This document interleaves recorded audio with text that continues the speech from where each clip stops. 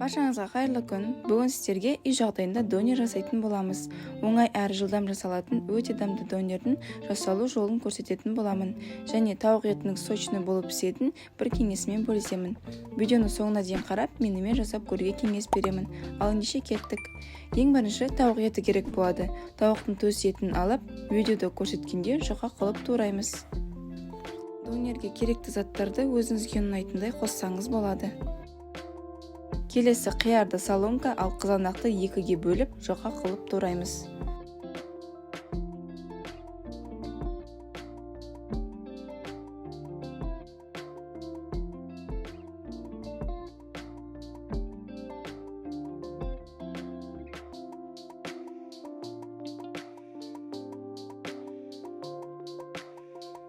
Енді саңырауқұлақтың қабығын ашып, оны да жұқа қылып тураймыз.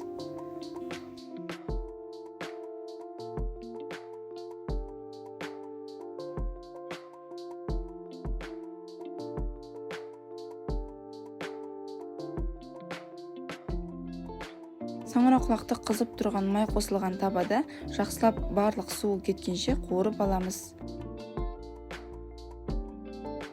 Бас кезінде көп сияқты көрінеді, бірақ қуырып жатқан кезде біраз мөлшері кішірейеді. Саңырауқұлағымызды қуырып алдық, енді оны бөлек ыдысқа салып қоямыз.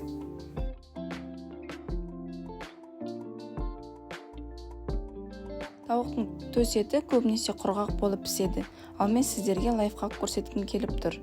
Ең алдымен пергамент қағазын видеода көрсеткендей 4 бұрыш қылып кесіп аламыз. Оны екіге бүктейміз. Енді сұйық майды кесочкамен жағып, тұз, бұрыш, өзіңізге ұнайтын дәмдеуіштер қоссаңыз болады.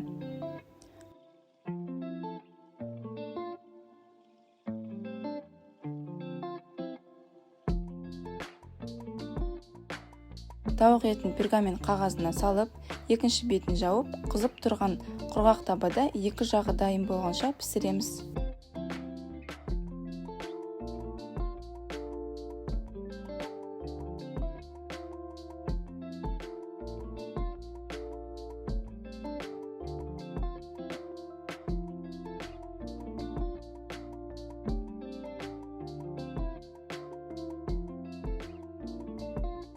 Міне біздің тауық етіміз дайын, осындай жұмсақ әрі өз сорпасында піскендіктен құрғақ болмайды.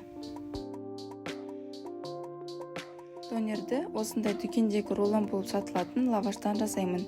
Бір рулон лаваштан 4 дана орташа донер шығады.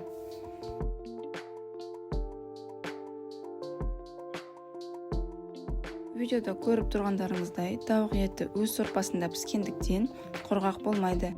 Жұмсақ әрі сочный болып піседі.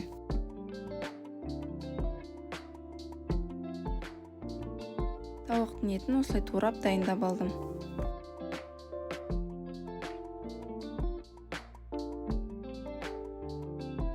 Енді донерді жинай бастаймыз.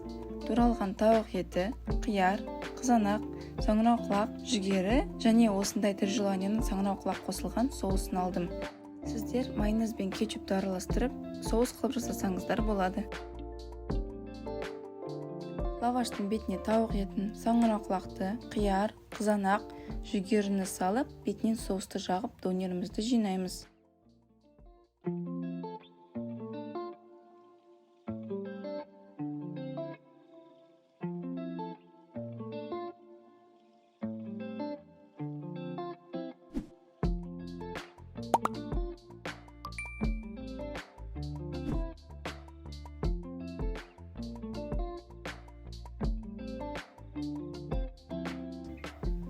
Лаваш қытырлақ болу үшін донерді біраз табада қыздырып аламыз. Менде осындай чугун табасы, сіздер жай табада қыздыра берсеңіздер болады. Құрғақ табаға донерді салып, екі жағынан қызартып аламыз.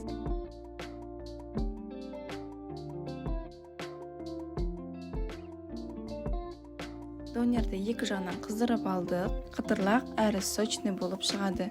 Сіздерге ортасын кесіп көрсетейін. Сіздер де осылай үй жағдайында жасап көріңіздер. Егер видео ұнаса, менің каналыма тіркеліп, міндетті түрде лайк басып, төменге өз пікірлеріңізді жазып кетсеңіздер болады. Видеоны соңына дейін қарағандарыңызға рахмет. Сіздермен бірге болған Дилара.